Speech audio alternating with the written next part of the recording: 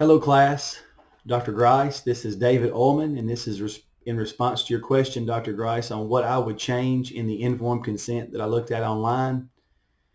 I really like what the ACA Code of Ethics had to say about distance counseling and what to include in your informed consent form.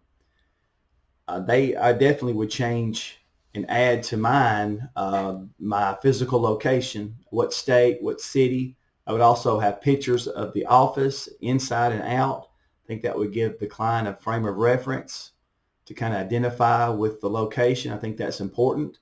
I would also address time zone differences. That's really important. It's something that I didn't even think of when I was looking at the informed consent.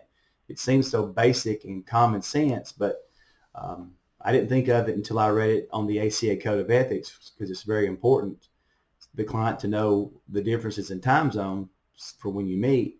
I would also address a little bit more about the insurance, that this is new technology. And like you said, Dr. Grice, it's the wave of the future, that a lot of counselors probably are adding this to their practice. And I'm not sure if insurance companies have caught up. They're kind of slow on covering things. So I think I would add a little bit more about that to make sure that your insurance company will cover distance counseling. I also would change a little bit about the technology, the possibility of technology failure.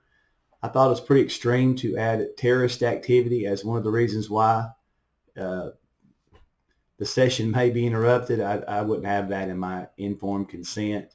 I know at UPS, if you order a next day air package, and let's say due to weather or snow, um, flooding, things like that, UPS calls it an act of God, and so that they're not responsible for acts of God, and if your package is late.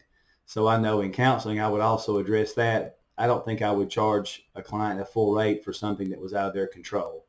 I think I'd have a different policy. I'm not sure what that policy would be, but I know they wouldn't be charged with a full rate if power shortage or things like that, but because that's out of their control.